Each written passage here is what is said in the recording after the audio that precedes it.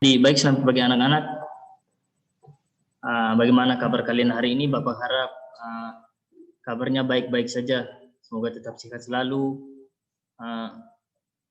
Pokoknya kabarnya Bapak harap baik-baik saja, agar supaya tetap semangat belajar. Baik, kita akan memulai pelajaran kita hari ini. Sebelum kita mulai pelajaran kita hari ini, hendaknya kita berdoa dulu. Berdoa menurut agama dan kepercayaan kita masing-masing. Berdoa dimulai.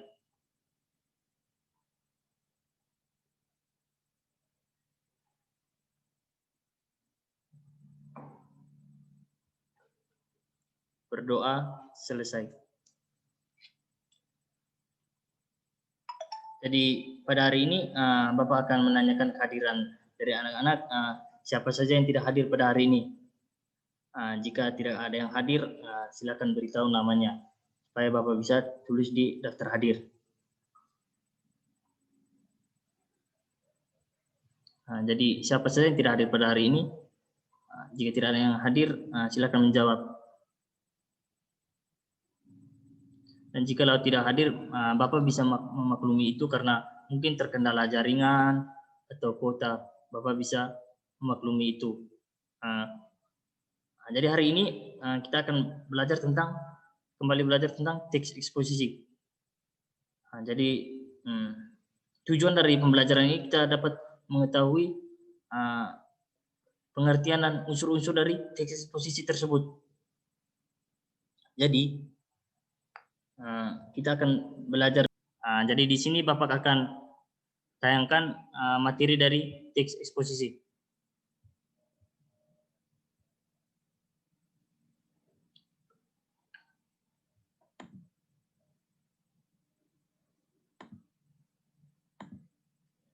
Yang pertama, pengertian. Pengertian teks eksposisi.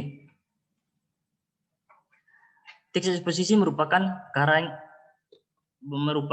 karangan yang berisi gagasan dan fakta. Jadi di sini teks eksposisi itu membahas tentang fakta-fakta atau hal-hal yang benar-benar terjadi, bukan opini. Teks eksposisi mengandung informasi atau pengetahuan yang mencoba digambarkan dalam bentuk yang padat, singkat, dan jelas. Jadi kita ketahui bersama, teks eksposisi di sini teksnya tuh tidak panjang, teksnya pendek, tapi isinya tuh singkat, padat, dan jelas.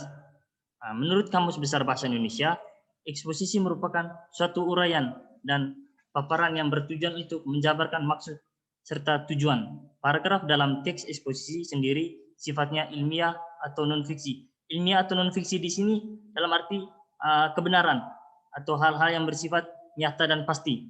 Itu maksud dari ilmiah atau non-fiksi.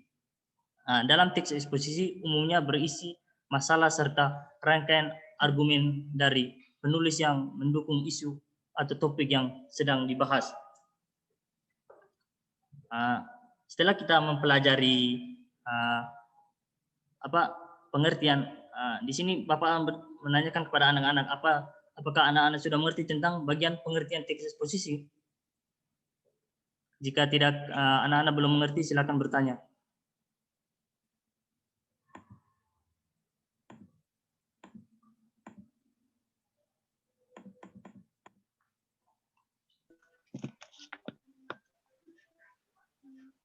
Ya, mungkin jika tidak ada yang bertanya, mungkin Bapak anggap saja anak-anak sudah mengerti ya. Yang berikut kita langsung ke unsur-unsur ya. Yang pertama, unsur itu ada dua. Yang pertama gagasan dan yang kedua fakta. Gagasan juga disebut ide ataupun pendapat. Isinya berupa pernyataan komentar, penilaian, saran, dorongan, dan tujuan. Jadi di dalam teks eksposisi itu ada komentar, penilaian, saran, dorongan, dan tujuan. Itu ada 4 komponen ini menjadi unsur lengkap dari teks eksposisi tersebut.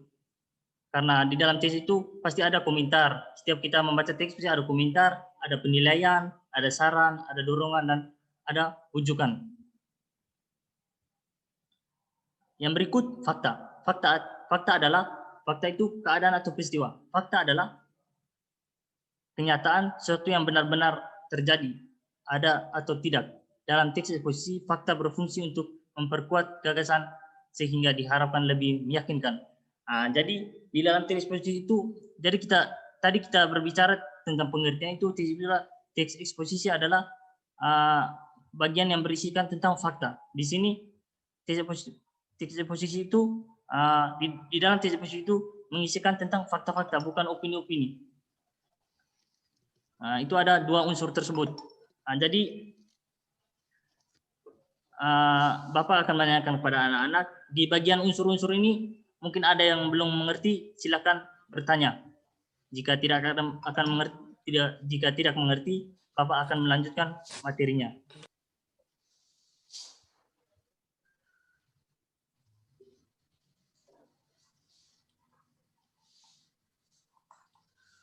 Apakah anak-anak sudah mengerti?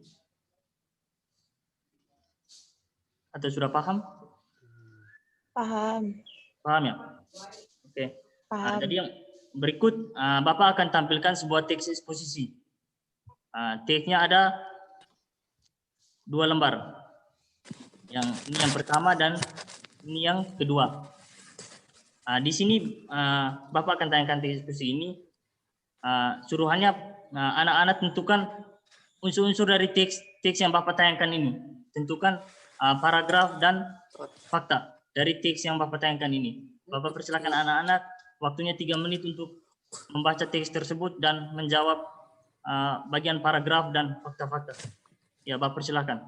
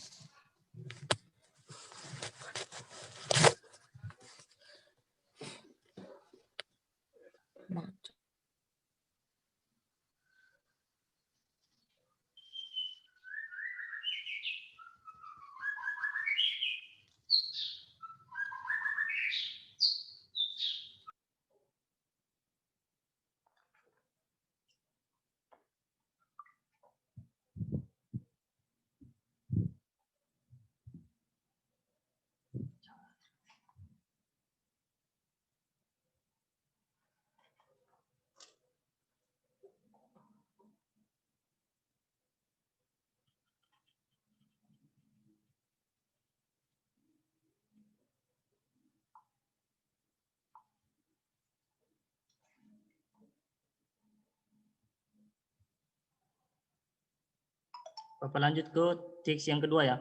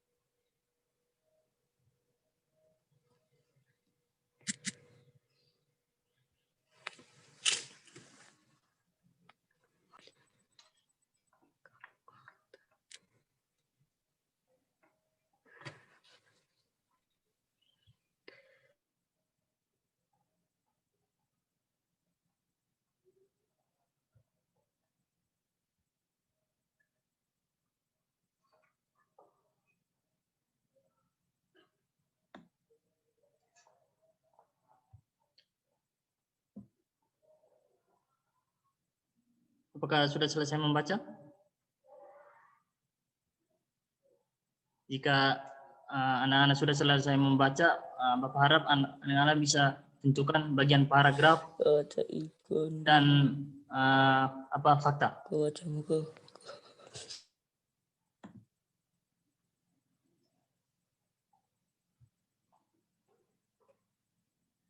Jika bisa ada yang bisa menjawab, silakan menjawab.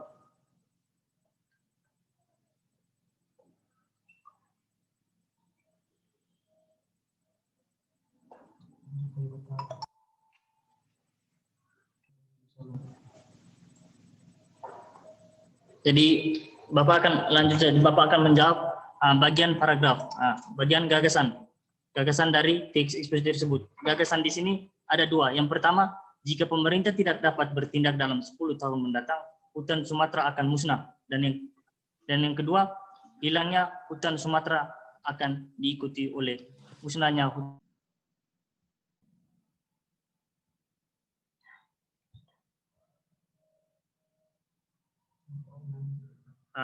Dan untuk bagian faktanya itu berada di sini. Ini bagian faktanya. Selama bulan Januari sampai Oktober, 45% dari keseluruhan titik kebakaran terintervensi di Provinsi Riau. Nah, itu bagian faktanya. Jadi kita sudah menentukan bagian unsur-unsur dari teks eksposisi. Jadi di sini mungkin anak-anak bisa memberikan kesimpulan dari bagian dari unsur-unsur teks eksposisi yang kita belajar pada hari ini. Mungkin siapa bisa menjawab, silakan menjawab.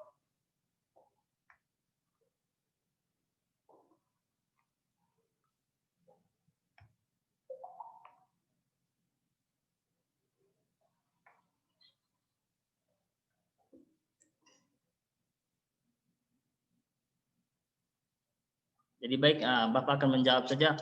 Kesimpulan dari kita mempelajari unsur-unsur teks eksposisi adalah dengan adanya kita mempelajari pengertian dan unsur-unsur teks eksposisi, kita akan mengetahui bagaimana cara kita menentukan unsur-unsur dari teks eksposisi tersebut.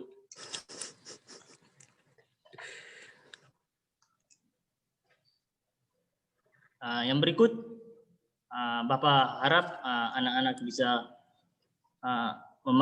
memahami materi pada hari ini atau mengerti dengan pembelajaran pada hari ini. Berikut Bapak akan berikan tugas kepada anak-anak untuk mengerjakannya di rumah. Tugasnya ini. Satu nomor saja. Carilah satu contoh teks eksposisi dan tentukan unsur teks eksposisi yang telah Anda cari. Jadi anak-anak mencari teks eksposisi di internet, terus tentukan unsur-unsur yang ada di dalamnya. Nanti dikirimkan lewat via WA saja.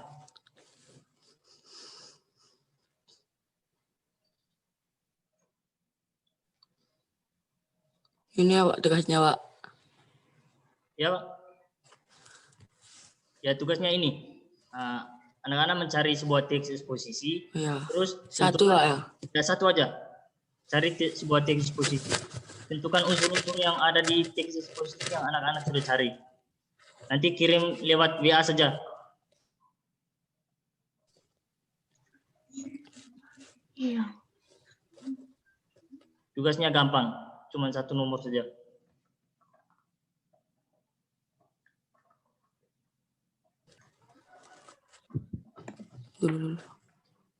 Jadi pembelajaran kita hari ini sampai di sini. Bapak harap anak-anak di rumah tetap semangat belajar. Jika anak-anak